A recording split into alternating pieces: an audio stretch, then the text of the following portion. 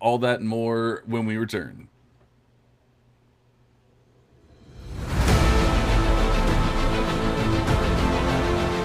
Welcome in to the Devy Devotional Podcast, a show devoted to all things Devy and C2C. Hosted by John Arrington and Aaron Wilcox. And This dynamic duo brings you actionable strategies with player-driven analysis for your Devy and C2C leagues. Let's dive in. Let's dive in. Welcome into the Devy Devotional, where we stay devoted to Devy. I'm your host, John Arrington, joined as always by Andy Starr and Aaron Wilcox, which you obviously heard in the seamless intro. We'll get that taken care of at some point. But we are here tonight to talk about college football, talk about Devy, have some fun, but more importantly, we are here to find out or figure out who the next Jordan Tyson will be. A player that essentially comes out of nowhere and then is just a Devy superstar that everyone wants to have on their team. That's our jobs tonight. Andy, we missed you last week. How was your trip? I'm going out just having a good old time while we're sitting here doing the hard work back here in the States. Yes, buongiorno from Italy. That was one of the five words that I learned while I was there. I also have like arrivederci, grazie, and le parle inglese because I don't speak any Italian. But yeah, we had a great time. Weather was nice. We got to see all everything in Rome, from the Colosseum, the Vatican, all that stuff. We were there for the Pope's first mass. I didn't see it, but it was insane in Rome. There was like 50,000 cops because like every single world leader was there. And we rented a car. It was a nightmare to drive, but we still had fun. Nice. I know Aaron had been like the year prior, so I guess at this point now I have to go since you guys can hold that over me, and I'm not as cool. I don't know how to say buongiorno and all that kind of stuff. But Aaron, did I say that correctly? Is that the right way to say it? Close enough, close enough. But yeah, glad to have you back and glad that you got to see all those things, Andy. That sounds amazing. It was a lot of fun. It does, and you were saying it was like 75 degrees over there. It's been roughly like 95 degrees every day here, but with the humidity and everything, we're sitting at over 100 with the feel like temperature every day.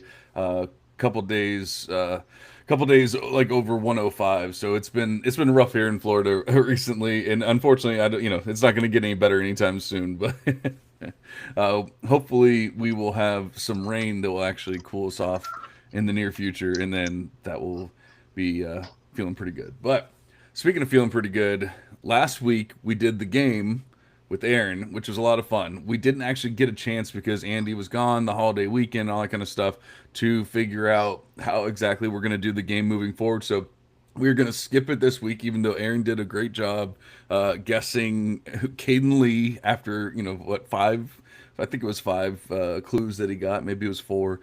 And we're going to do something like that, in the future, and we're going to do that a lot.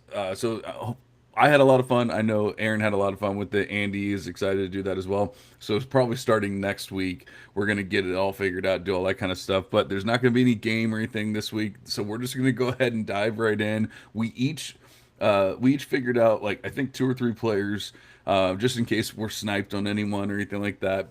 We're diving deep here for this next player. This isn't going to be, speaking of Caden Lee, this isn't going to be Caden Lee from last week. This isn't going to be Austin Simmons, who we also discussed, like recently. It's not going to be those kind of players. These are going to be players that are deep off of your Devy radars. And actually, I did a solo pod for, I believe it was Devy University. It was a few months ago, or a couple months ago, and I already talked about who I thought it was going to be. So I'm not even gonna. I mentioned I think three or four names on those, and we lost Andy here for a second, but it looks like he's coming back. I already mentioned 3 or 4 names on that one particular podcast, so I actually dove even deeper. I'm not going to mention those 3 or 4 names that I've already brought up. Now, Aaron and Andy might bring up those names. I don't know if they actually went back and listened to that one, if they know who I'm talking about or not, but I won't be doing that. So hopefully, we'll bring some names up that you guys have never heard from before. Seems like Andy's having some issues, so hopefully he'll be back here in a second. Not only did he go on vacation, but apparently so did his computer. But Aaron, are you ready to start us off? I think you said you had maybe at least one player from each position, and possibly even a tight end. Yeah, yeah, I know we don't get a lot of tight end talk here, but what might as well just get it out of the way if you're okay with that. I mean, Yeah, I mean don't want to bore it's the blowing my listeners. mind. Like who could this magical tight end be? And I'm hoping. I mean, I don't want to. I'm hoping you're not going to say Nick Harbor, since he was basically projected to be like the tight end one and go in like the top 20 of the NFL draft on one of our recent pods. Well, he's actually a very interesting one because it's like, does he play wide receiver or does Nick Harbor end up playing at the tight end position, which would seem a little bit more of a natural fit for such a raw athlete. But this player is on the same team as Nick Harbor, and this is Michael Smith, South Carolina tight end. And he's 6'6", 248 pounds. He's a true sophomore, so going into his second year. Despite not joining the team until the summer last year, he made 7 starts. He played in 12, I think, of the 13 games, and he was quietly kind of a productive guy. And there's a bunch of vacated opportunity there at the tight end position. Basically, the starting role is up for grabs. And I think the one reason why he might not be getting even more hype at this time that I thought he would fit the criteria here is because he hasn't been healthy in the spring. I think he's still just overcoming some sort of I think it was a shoulder, but I can't say with 100% certainty, some sort of a minor injury. So assuming that he's back up to full health, I think that's his job. They were talking his praise, that's for sure, in the offseason. And Michael Smith, he just seems like going back to high school, he's a very productive player, an explosive receiving option.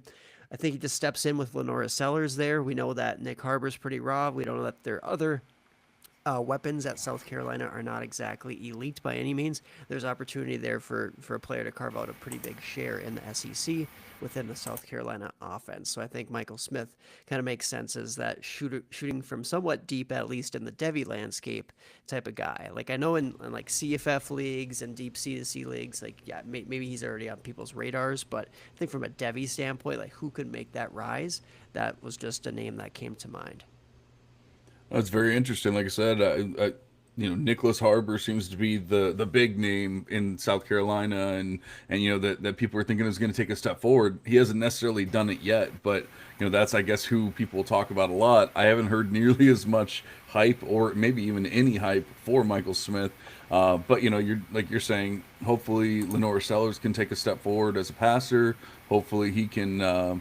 He can actually be that pass catching tight end. Just looking at it, that's what they're basically saying. Like, he was actually a pretty good separator, pretty good route runner and everything coming into college. So he kind of already had that. Obviously, it's not anything that we've truly seen just yet, and hopefully that injury doesn't hold him back. But I'm thinking that definitely a good one. Now, I mean, obviously we like Lenore Sellers. We expect him to take a step forward, but that doesn't necessarily mean that he's going to, like all of a sudden throw for 4,000 yards or anything like that this year. So what are you looking for here? Are you looking for a specific percentage of the offense, or are you just looking for a player who can actually be like Devy valuable and Devy viable when it's all said and done? Yeah, the thing is that I'm looking for suitable size and frame. So he already has that 6'6" and 250-ish pounds. He has the athleticism, it seems, based on his high school production and explosiveness.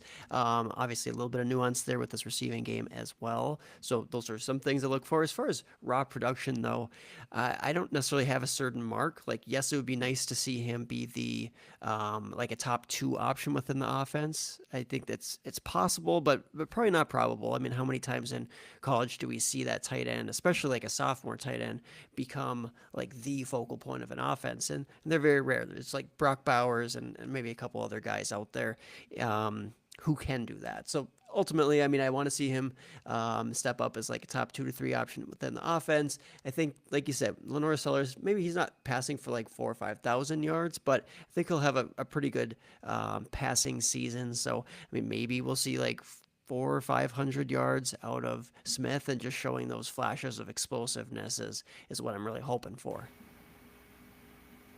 Absolutely. Now, Andy, you would miss some of that. Seems like you're having some computer issues. Do you have anything to say about the first tight end we've ever talked about on Devy? No, just, but have you any thoughts on Michael Smith here? No, I don't. Hopefully, my mic is not too horrible, but it sounds like it might be. But no, honestly, no, I missed the first part of everything. I missed everything of what you said, and I apologize because I've been having some technical difficulties. But tight end is just one of those positions that I don't really feel comfortable projecting. Um, it's just a hard position for me. So I'll take Aaron's word for it. You know, if he feels confident about a guy like Michael Smith, then I can't disagree or agree with it. I guess I can't really necessarily disagree with it because it's tight ends. I really just feel like I'm not versed enough. I want to see like successful production. I want to see like the 800-yard receiving season before I can sit here and tell you that this guy's going to be an NFL tight end. So um, I like the call because this is the point of the exercise. Obviously, we want to try and find those deep dives and pick a guy. You know, when we're talking about Jordan Tyson, a guy who had an ADP past the 20th round in C2C drafts a year ago. That's what we were looking for, is these guys that are deep sleepers that you really don't know their names that well, and then going from there because that's the tricky part about it is finding these guys before everyone else does. So I love the call. Tight end's not something that I really project forward or feel comfortable projecting forward, but I'm not gonna hate on it. That's for sure. Yeah, I think we're all kind of hoping for a step forward for the entire program, and hopefully that'll include Michael Smith. But it's definitely not a player that was on my radar, so I do appreciate that. We got our tight end talk for the year out of the way here, but now we can get into the positions that actually truly matter. No, all right, so I'm gonna start us off with one, and I'm just gonna go ahead and get it out of the way because this one might technically be cheating, and you guys let me know if you think it is or not. I have others, so it's okay if you do think this is cheating, but I'm gonna go with Jalen Hale out of Bama. I think that it's just a player that seems to be like completely off of people's radars now just because of the one injury. And I get it was a major injury, and we hate that, but you know it, if we have this highly sought after wide receiver at Alabama, a major program. I can't remember if he was a 5 star or if he was a high 4 star, but a lot of people had high hopes for Jalen Hale, and then now it's just like, well, Ryan Williams is there. He's a complete afterthought, like that kind of thing. Like I said, I'm okay if you guys are like, hey, that's kind of cheating. That's fine. I'll move on to another one, but at the same time, I mean.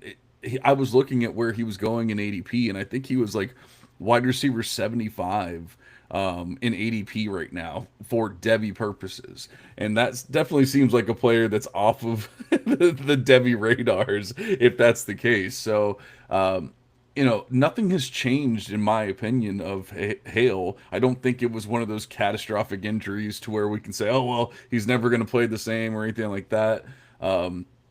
Yeah, of course, we don't know. We don't know that they actually have a QB, a solid QB to get him the ball right now. But that's not necessarily what we're worried about. We're worried about him earning targets and doing his thing, earning his part. And I don't really see any reason why that won't happen. I this one is just more of like a redemption story or whatever you want to call it. But Jalen Hale, Alabama wide receiver, is my first possible future Jordan Tyson. It's interesting, just because of the depth chart there. I think that will not be like a very popular one, or at least somebody that anybody is expecting to break out. But that's what makes this a great exercise and a great call there, is because he is a talented recruit, or he was a talented recruit. I guess we don't really know the status if he's back up to full strength or not, but we know that, obviously you said Ryan Williams. We kind of like Jeremy Bernard. We mentioned him, I believe, last show.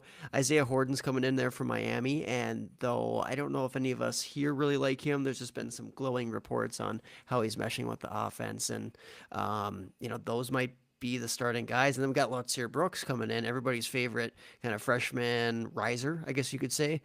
Kind of an undersized guy though. There's some concerns there with Brooks ultimately translating, but there's a lot of competition, but hey, hopefully the talent rises, as we're always looking for, right? We want talented guys in good situations, offenses, etc. And I think that he fits some of that criteria. I did like what I saw from him as a true freshman. Granted, he only had like 6 catches or something, but very limited routes, and the routes that he did run, he made the most of. And all of the talk last offseason was this is going to be Jalen Hale's year. And then, of course, he had the injury, and, maybe that helped the emergence of Ryan Williams, which he definitely has emerged. And I think everyone is probably on board with him being the wide receiver 1 over there. With Jeremy Bernard, I'm not as high on him as a lot of people, so I could definitely see someone else taking that wide receiver 2 role. I think right now Isaiah Horton, like Aaron was saying, probably fits into that X receiver role as the starter, at least as it stands right now. But I would not be surprised if Hale takes that role over, just based on his recruiting profile, which John was talking about, what we were hearing last offseason, and just him being talented. You got to think of like what he was doing on that Alabama team as a freshman with the people that were around him at that point in time, and still, he was behind a few other guys. I know Isaiah Bond has kind of fallen out of favor at this point in time, but at the time he was a pretty solid receiver, so there was some competition for targets there as a freshman. He did get on the field, albeit limited, but when he was there, he was successful. So I like it because it kind of does mirror the Jordan Tyson situation, where he had this really good freshman. Now, it wasn't as good as what we saw with Jordan Tyson, but had a promising freshman season. Sophomore year, hampered by an injury that you didn't even see him, and then bounced back his third season to have that comeback year. So I don't hate the call. That's what I was going for there. Is like, I guess we're not necessarily looking for Jordan Tyson or the next Jordan Tyson. We're just looking for the next breakout player. But I mean, if you want to talk about a player that actually does kind of fit the Jordan time Hale. Right. So, yeah, I mean, I like the call. I think, you got to have a program like Alabama. That's where you're going to see breakout. So we'll see what happens once the season gets going here. Absolutely. All right. Well, I wasn't sure if you guys were going to push back on that one or not. Aaron gave us his tight end, Michael Smith. I've given you Jalen Hale. Andy, who do you have for us? All right, I'm going deep dive. It's a guy I mentioned either on buys and sells or sleepers when we're doing the Devy University a few months back. But it's Rutgers wide receiver Ian Strong, who was a converted safety, like a 3-star safety recruit in 2023. He had a decent freshman year playing the position for the first time, I assume. I mean, he probably played a little bit in high school, but modest numbers like 200-yard receiving. And then last year, he did have 43 catches for like 600 some yards, I want to say. But if you look at the back half of the season, he had 30 catches in the final 6 games for 480 yards and 5 touchdowns. You expect a learning curve on a position change like this, and it seems like Strong has turned the corner. 2.25 yards per route run in 2024. If you look at that second half pace, you making him a pretty good candidate to potentially be a 1,000-yard receiver in 2025. A big X receiver, 6'3" frame. He certainly has some things to improve on, but if we're looking for someone to make that leap from virtual unknown to potential day 2 draft pick, he's going to be my number 1 candidate at this juncture. And right now his ADP is over 200 in C2C drafts. So that's where I kind of make the linear uh, comparison to Jordan Tyson, because I think Jordan Tyson was like 200, 250 at this point last season for ADP. So I wouldn't be surprised if he's a guy we start to see get hyped up throughout the season.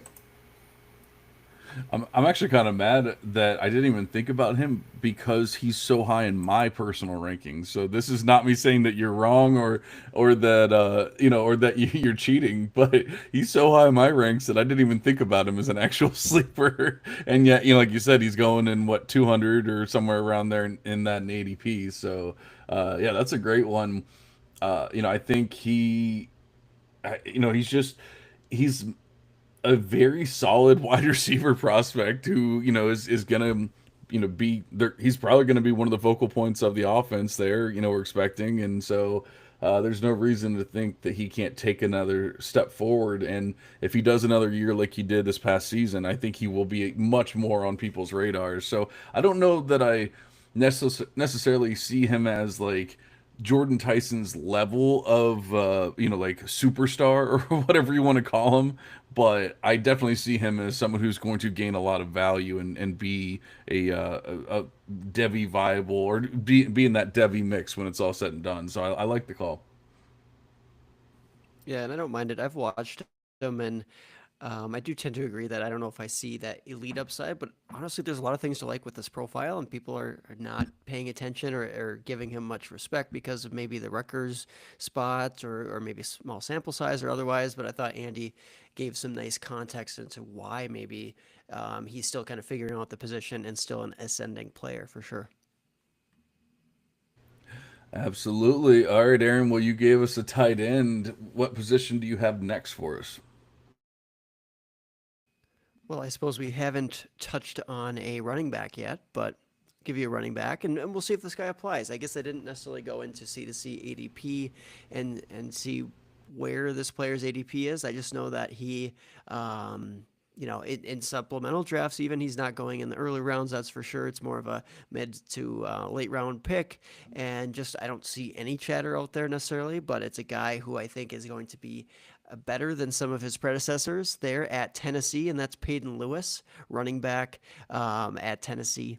And I just think that Peyton Lewis as a recruit, I think that there's some promising signs that he was recruited by all the top schools, Bama, Penn State, Florida, Wisconsin, like pretty good schools at least.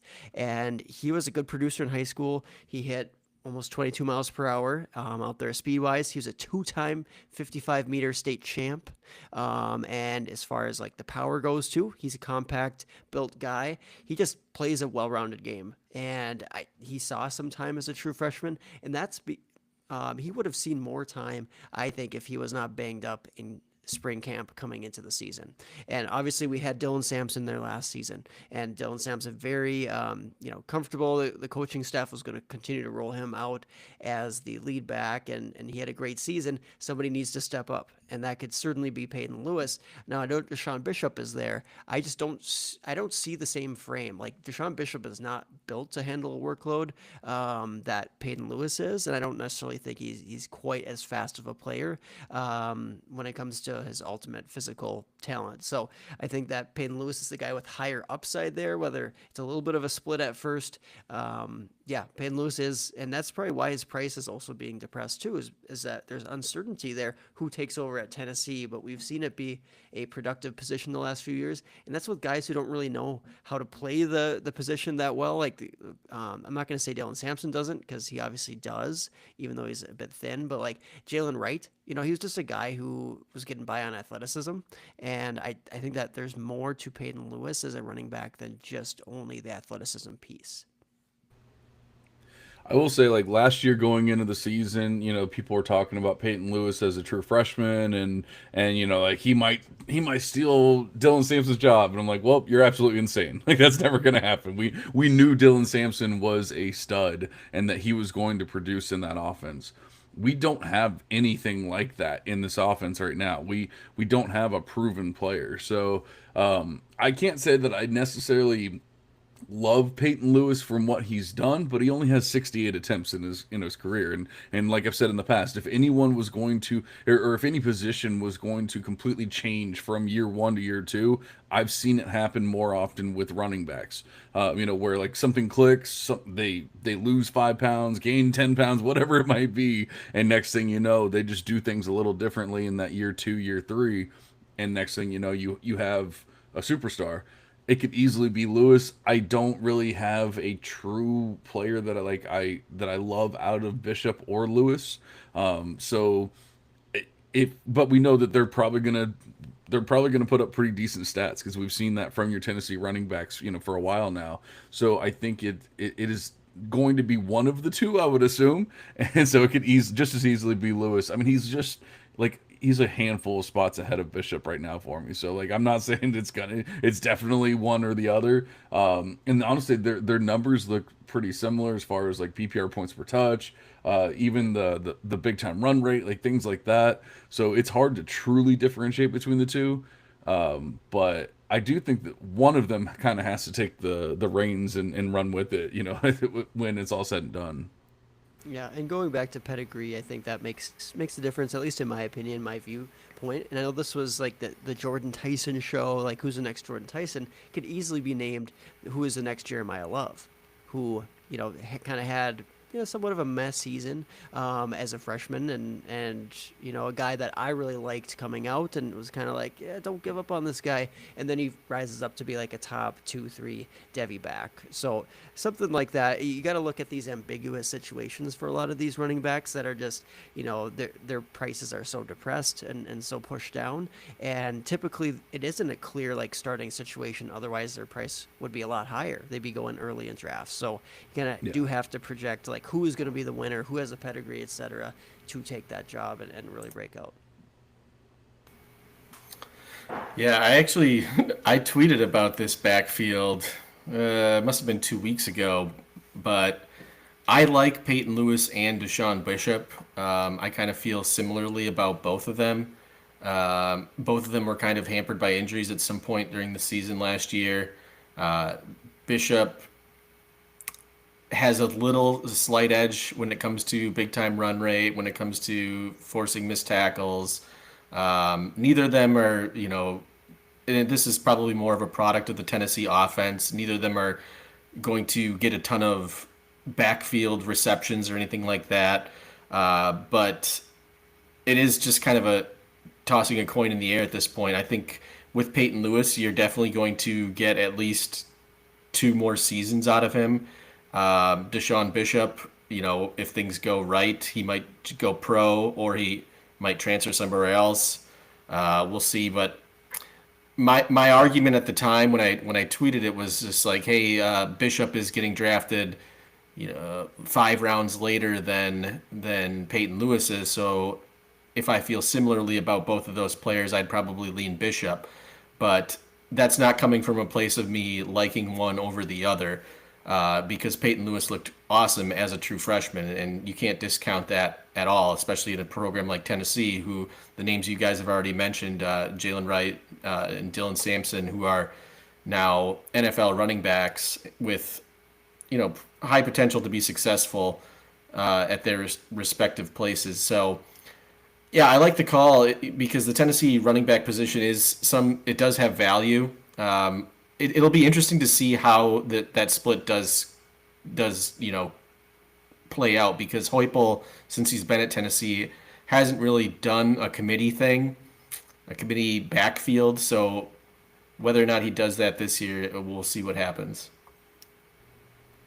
Yeah, I just looked up Lewis's ADP just to make sure that we weren't do anything crazy, and he's being drafted as RB 48. So I don't think that that's anything we can scoff at. I mean, it's like that's in the unproven times that we are with Devy, RB 48 is still pretty bad. So I think you're safe there, Aaron.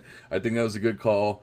I like it. Definitely not a player that like wasn't on my radar at all or anything like that, but not one that I was truly like thinking of as like could take that next big step. But you've definitely given me some reason to think that maybe he can.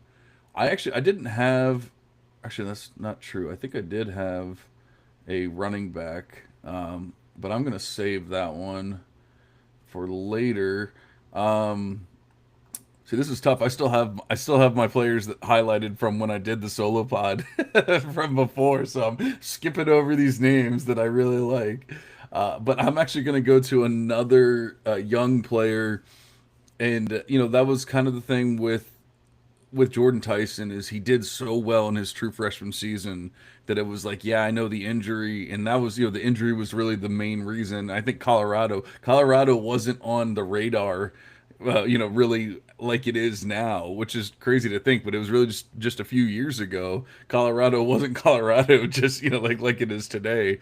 And so he didn't really get the love because it was like, yeah, like you had 600 yards and you were a stud in your freshman season at Colorado. Like, who cares, And then he gets hurt and misses time and all that kind of stuff. Well, this player is a young, high 4-star prospect who was in a really bad situation at Oklahoma last year, and that's Zion Kearney.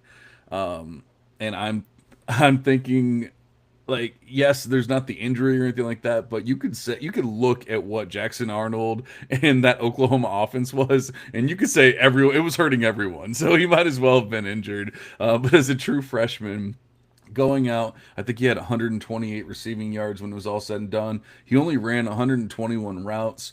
They only threw for like 2,500 yards as a team last year. So this was not a prolific offense like we possibly, like we've come to expect from Oklahoma.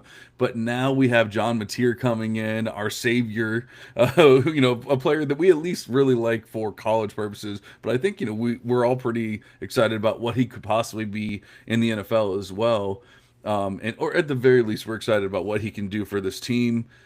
Yes, there's some players that have come in and could possibly even be like ahead of Kearney on the depth chart and everything. But like, I think as far as I'm concerned, like I'm all out on Deion Burks at this point. Like, we all got kind of excited about him. I don't think he's the player that we were expecting him to be.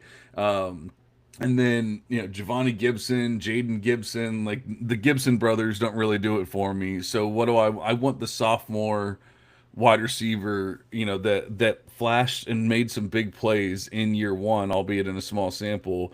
That's who I'm thinking could take that giant leap forward and become something in year two with John Mateer at the helm. John, I have to disagree with you based only on you just brushed him aside, Giovanni Gibson, a guy that I wrote up as part of my FCS JUCO profiles, and he's a guy that I think is going to end up being the starter in that X receiver role, which I think that kind of maybe fits Zion Kearney's profile a little bit better than maybe like a slot receiver. So he's 6'3", 205. Looks like no wait, that's Giovanni Gibson. But yeah, anyway, Giovanni He's like Gibson. I think he's like 6'1", 207 or something like that. Okay, yeah, so they're similar, but Gibson's a big body. He was at Arkansas Pine Bluff a year ago. I want to say it may have been his redshirt freshman season. No, it was his second year. I want to say so. He's entering his third or fourth. It doesn't really matter, but I think he's going to end up being the wide receiver one over there at Oklahoma for Mateer. He had over 3 yards per route run in 2024. It was FCS. I know. John likes to say that you can never make the leap from the FCS to FBS, which for wide receiver he might have a point because generally the most success that we've seen when people are going from those ranks to the FBS and especially the Power 4 conferences has been running back. We haven't really necessarily seen it with the wide receiver yet, at least in their first season. But I really like Giovanni Gibson. I think he does give that Oklahoma offense something. And Zion Kearney, I get it. Like he had a high recruiting profile. And I'm with you with Deion Burks, and I'm with you with Jaden Gibson. Like these guys have had their chances, and fumbled it at every spot along the way. I really feel like Giovanni Gibson is the guy that is going to potentially stand in his way at this point in time. But at the same time, I hear what you're saying when coming from the FCS ranks all the way to Oklahoma, which is, SEC. This is a big time program. Can John Mateer really just elevate this kid to be a number one receiver at that level? Remains to be seen. So I won't say I hate the call, but I do hate that you just took Giovanni Gibson and brushed him aside like, oh, the Gibbs. He called them the Gibson brothers, which I don't even like. Him and Jaden Gibson are not even close to the same. They're like distant cousins when it comes to talent, as far as I'm concerned.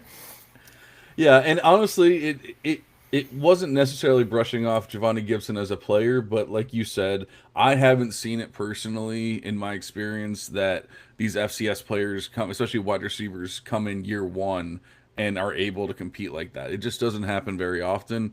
Not saying it won't happen, but he's already a senior or redshirt junior, so you're kind of expecting that he is who he is, and he doesn't really have much extra time to do like those kind of things. So I don't know. I feel like I'd give me that high 4-star prospect with Kearney, with that size and speed. I mean, you're talking about a track athlete, 10.89 100-meter dashes and things like that. Give me that track athlete, that star, who broke the year 1-0 and did all that kind of stuff on a very bad team. Give me that player over the FCS senior, and I'll make that bet every time.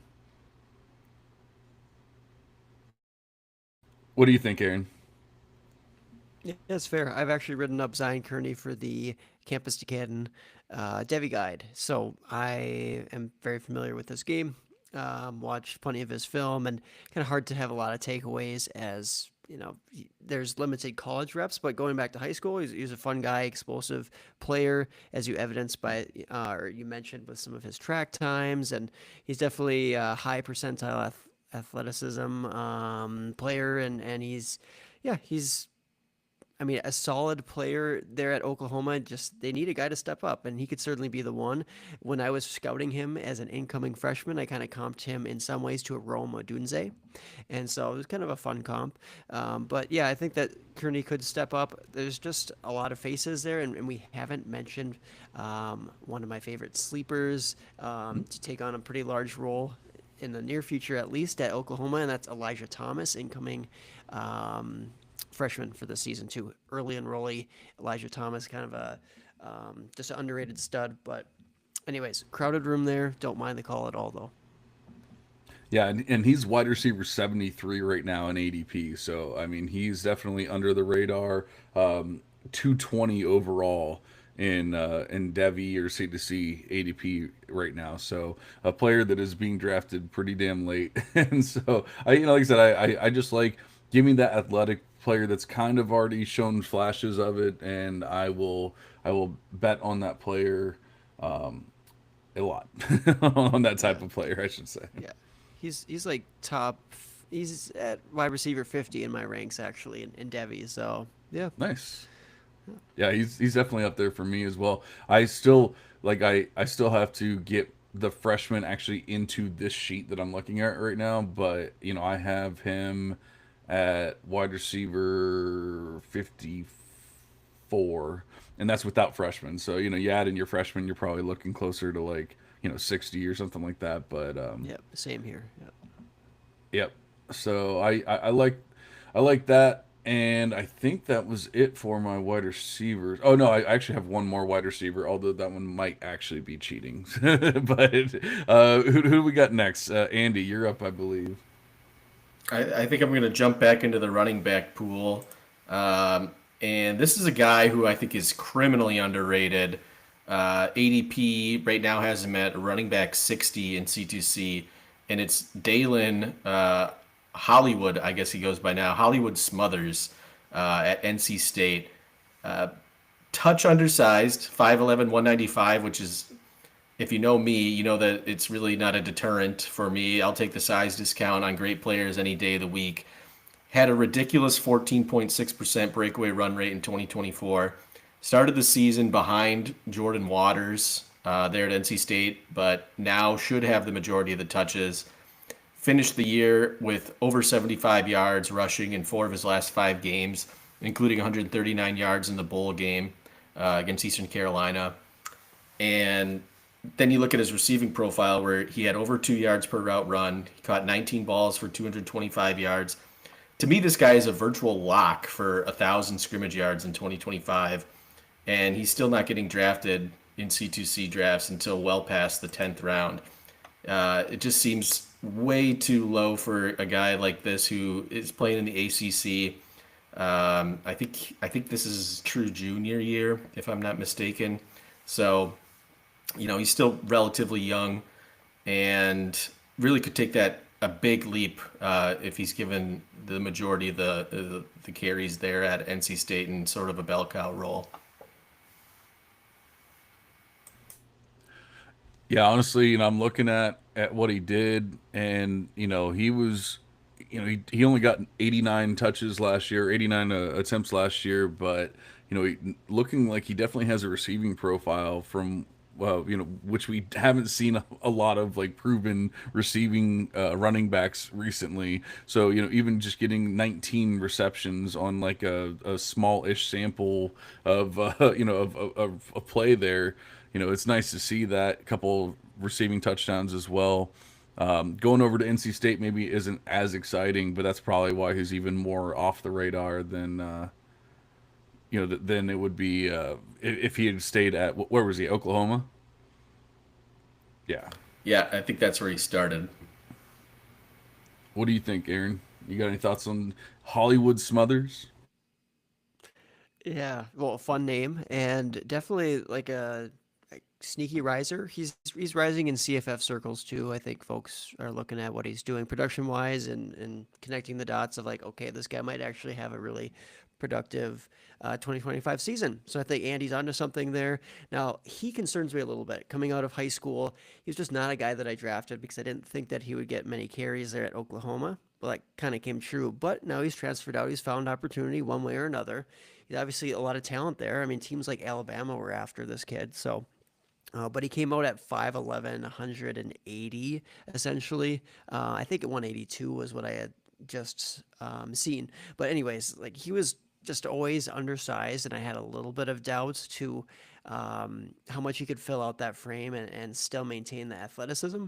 And we're seeing last season that he still has some pretty good athleticism, and I assume that he's bulked up. So he's putting aside some of those concerns. And when we know that sometimes, just because on average guys can bulk up to about 20 pounds before losing a lot, doesn't mean that he couldn't add even more. So I think at the end of the day, there's definitely reasons to be excited about him. I think he could have a breakout season. So is that enough to elevate into, like true Devy relevance? We'll see. But there's intrigue there, no doubt. Absolutely. We got 270 in the chat, and he is saying, are you looking at Devy breakouts or C2C? I'm hoping JoJo Trader becomes the guy for Miami. Well, here's the good news. JoJo Trader is one of those names that I mentioned on the solo pod as my potential next Jordan Tyson pick. I feel like he's rising throughout the entire offseason now, but a couple months ago when I did that pod, he wasn't getting nearly as much steam as he is even now. But I think now people are just starting to look at it and they're like, if there's any kind of level of competency there from Carson Beck, somebody's going to have to catch the ball there. And, JoJo Trader, it was a solid prospect. I think that he can easily be that guy. And, once again, not dealing with the injury or anything that Tyson had to deal with, but you're just kind of a guy who didn't break the year 1-0 theory, even though he was, 4 yards away or 5 yards away or whatever it might have been, right there at that arbitrary line. But, just it has a lot going against him, but at the same time, there's a lot of opportunity there as well.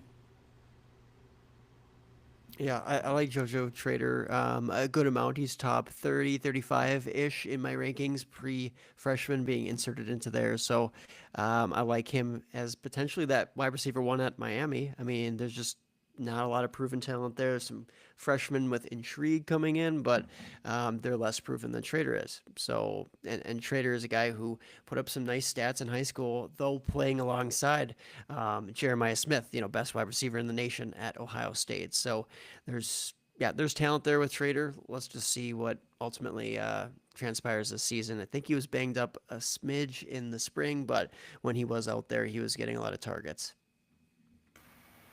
Yeah, I mean this is make it or break it for him because there's really nobody that should scare him on that depth chart. Uh, as far as like wide receiver talent, they bring in C.J. Daniels, who kind of floundered last year when he went to LSU after having a pretty good season in the FCS ranks. So you get Carson Beck there. Obviously, the offense did really well with Cam Ward at quarterback a season ago. So you got to imagine that you're probably not going to see that level of production, but all those top three receivers on this Miami team are gone now. So JoJo has really no more excuses. He's got to make it happen this year. All right, and then he goes on to say, "Who are your teams that you root for?" Sorry, I'm a new listener, third stream. I am a Mizzou fan. Well, appreciate you listening now.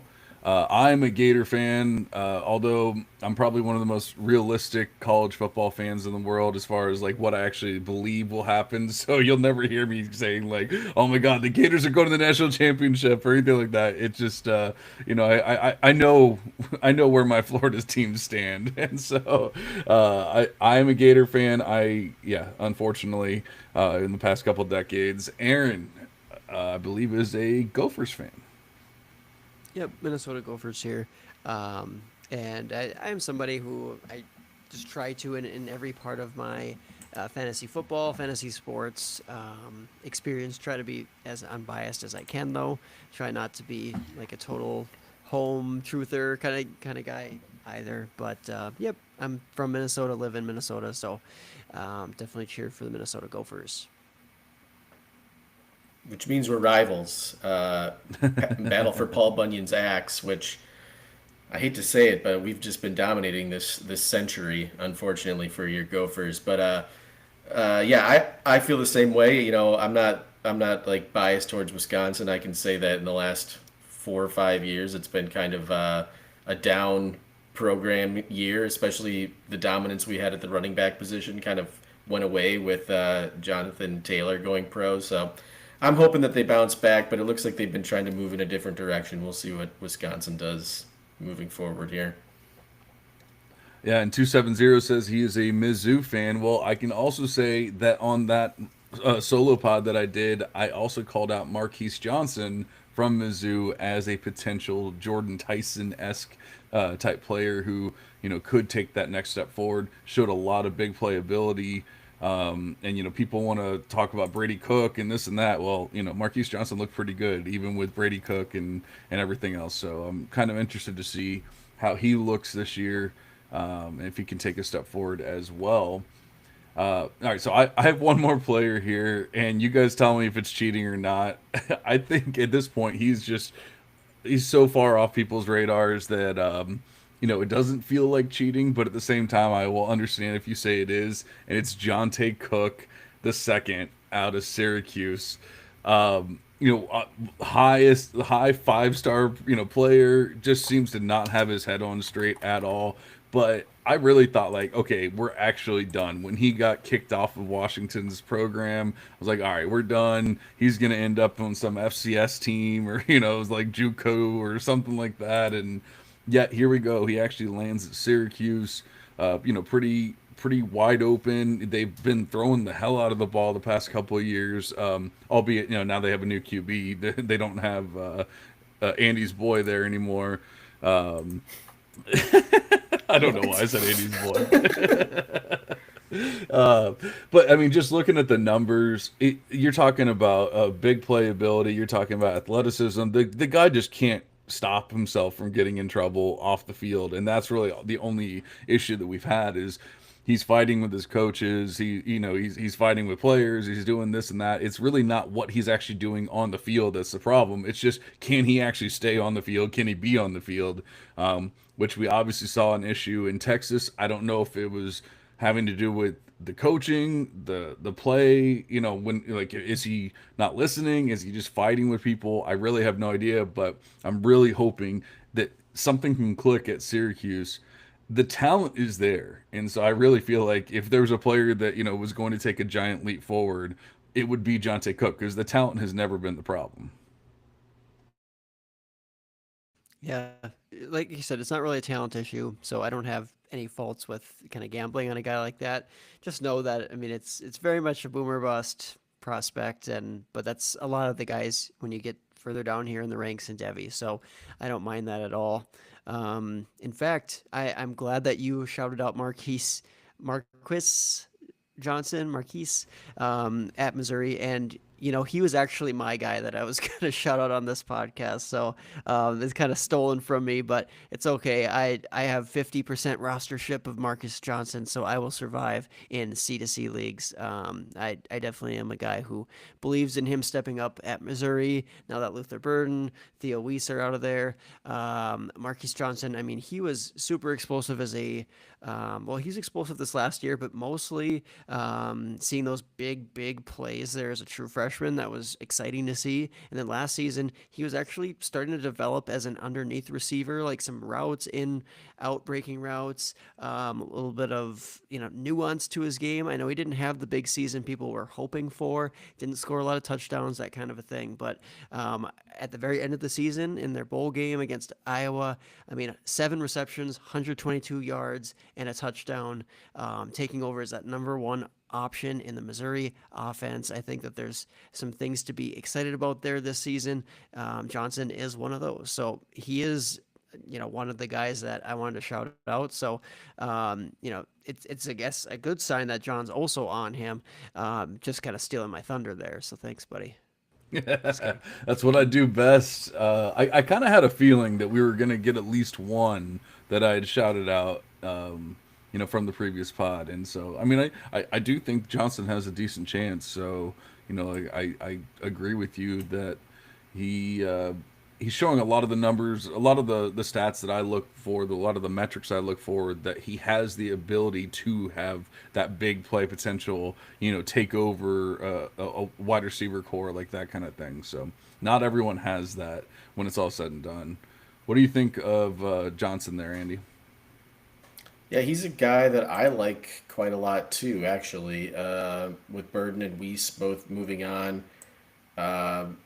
The number that I always stick to these days with wide receivers is yards per route run, because that kind of gives you the best picture of how efficient they are with the time that they have on the field. And he's at 2.6 last season, which is really pretty good. That's like in the upper echelon of what you want to see out of a wide receiver.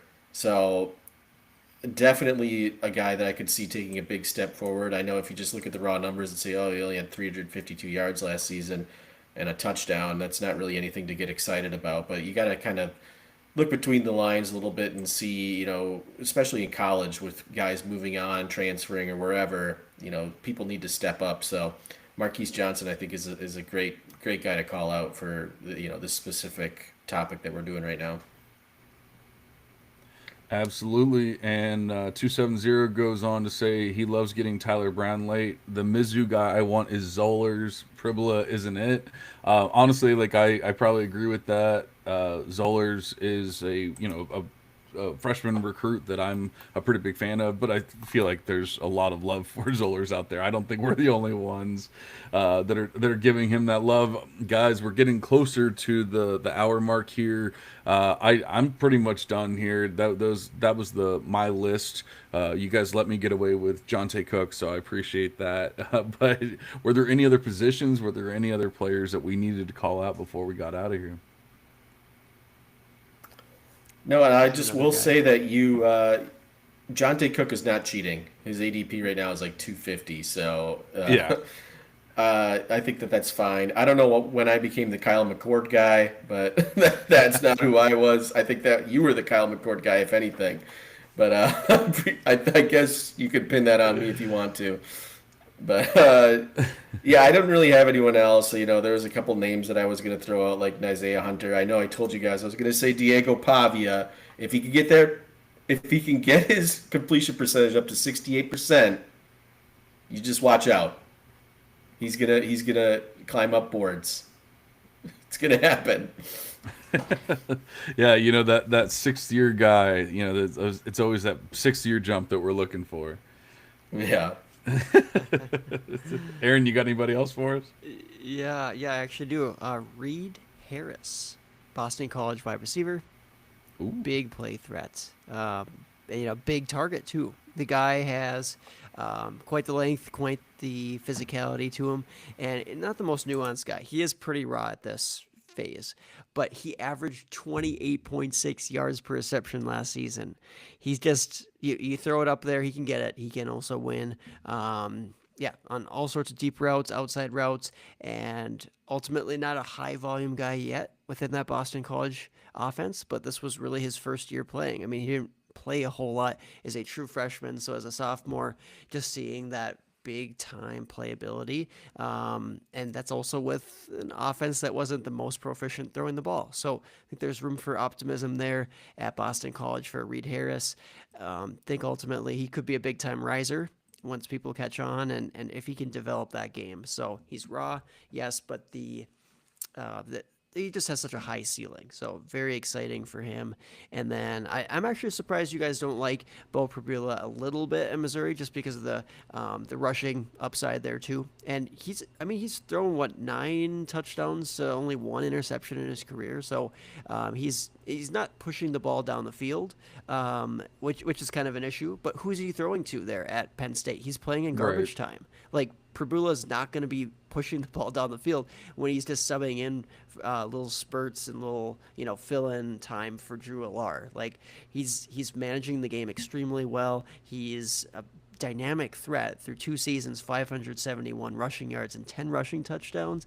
I think in the SEC he's going to be a lot of fun. Is he an NFL guy? Well, he's really going to have to step up as far as like down the field and more nuanced passing. But I actually kind of like him at Missouri. So I will say that he could be another breakout candidate, though not really where I intended to go here tonight. Well, I'm just trying to figure out. Did you give us 2 tight ends tonight? Reed Harris. I mean, I know they're saying wide receiver on ESPN. I don't know if I believe it at 6'5", 230 pounds. I'm actually maybe it's incorrect, but I actually have him as listed as a tight end in Devy Beth. Yeah, I have seen him out there in let's see, what was it? Some sort of rankings too as a tight end. But I think that Reed Harris ultimately profiles if he can slim down just a little bit there, because he's doing that at 28.6 yards per reception at I 230 know. pounds. Isn't that insane? Like he is. Yeah. This great athletes like at 6'5". I ultimately think that he's going to be a little bit slimmer and choose the wide receiver route. I don't see him as a tight end, but I mean, who knows there? I'm just taking a bet on a great receiving weapon and hoping that his game can get refined a little bit there within that Boston College offense. Yeah, and that wasn't me hating on the actual player. I was just picking up on the fact that you mentioned 2 tight ends tonight, or possibly 2 tight ends tonight. But I actually like the player a lot. Like you said, I mean, you see the big playability, and you don't see that very often with these huge guys, 6'5", 230 pounds. I mean, who knows what he'll end up being? But yeah, 17 receptions, 486 yards, 28.6 yards per reception. Like, sign me up for that. And especially, I'm assuming that he's pretty much free in drafts. Yeah, give me that all day. Yeah, and friend of the show, Felix Sharp, I think is a big Reed Harris guy too. So gotta love that. Never mind. I'm completely out. I want nothing to do with. No.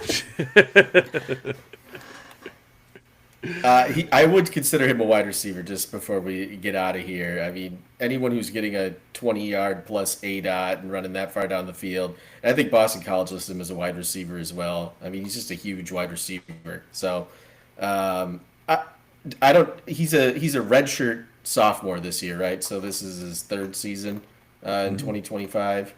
But yeah, I mean, he's just a deep threat.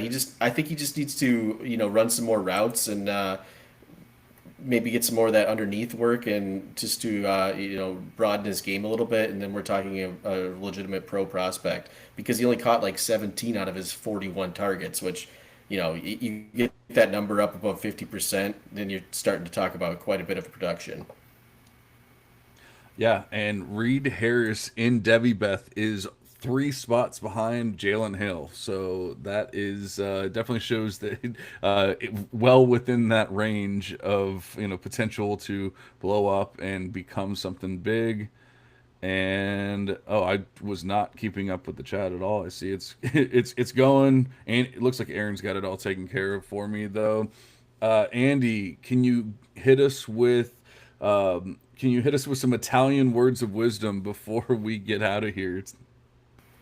Well, one of the terms I learned was arrivederci, which means goodbye, and also uh, c'è un bagno, c'è un bagno, which is there a bathroom? Because I needed to say that at one point. Very important stuff that you have to Yes. know when you're in Rome. If you ever find yourself in Italy, now you know. Now you know. All right. Well, Aaron looks like he's either doing some research or no, he's still chatting, so he's having fun. All right. Well, we appreciate you guys listening. We are now at the hour mark, and we will be back in your ears as soon as possible. But for now, if I can find it, we will be out of here. See you guys.